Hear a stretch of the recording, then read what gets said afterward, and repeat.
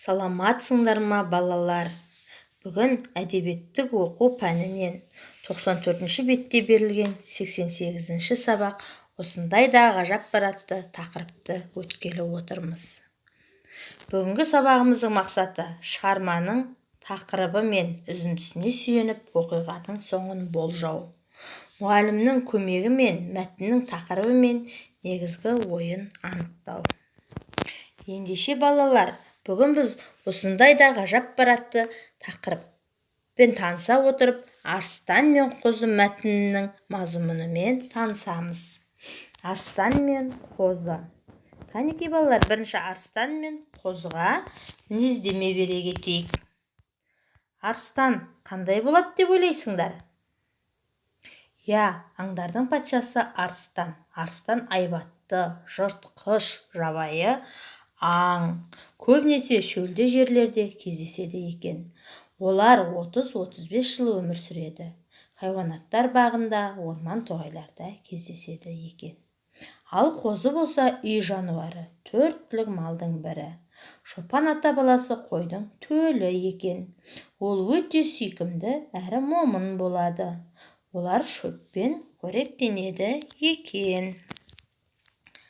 Ал балалар, ендеше арыстан мен қозы мәтінімен танысайық. Арыстан мен қозы. Бірде арыстан тұрған тордың ішіне жаңа туған қозыны әкеліп тастады. Түк білмейтін жаңа туған қозы арыстаннан қорқудың орнына оның жанына жақын барып, үсті-басын иіскелеп мазасын алды. Арыстанды өзімнің енем екен деп ойласа керек. Мұны көрген аң патшасы жас қозыны бас салып жеудің орнына аңқиып тұрып қалды.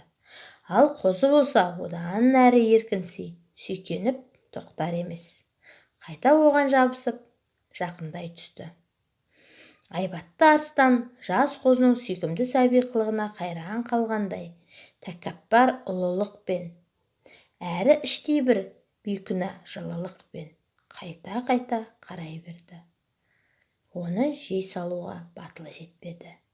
Сөйтіп аш арыстан еріксіз көзін жұмып қалғып кетті. Балалар, мәтінді көзалап оқып шығыңдар. Мәтінді оқып болса, мәтінге балалар жоспар құрамыз. Мен өзім сендерге түсінікті болу үшін жоспар құрдым. Менің құрған жоспарым: бірінші, арыстан торындағы қозы. Екінші, сүйкімді сәби қылық. Және үшінші, бейкүнә жылылық деп құрдым. Ал сендер мәтіннің мазмұны бойынша өздерің басқа жоспар құра қойыңдар. Ал жоспарымызды құрып болсақ, балалар, дәптерімізді ашып, бүгінгі күннің ретін, бүгінгі өткен тақырыптарымызды жазып қоямыз.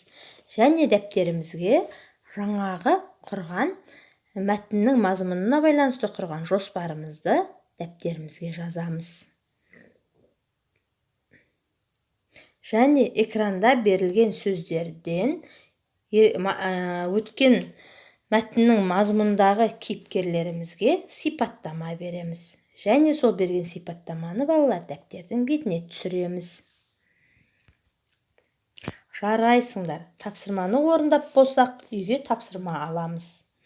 Үйге бірінші мәтіннің ертегінің мазмұнын оқу және түсінік айту. Екінші, төртінші тапсырманы бергелі отырмын. Төртінші тапсырмада балалар, сендерге аяқталмаған мәтін берілген. Сол аяқталмаған мәтінді өздеріңнің ойларыңмен аяқтап, дәптерлеріңе жазыңдар. Осымен бүгінгі сабағымыз аяқталды. Қош сау болыңдар.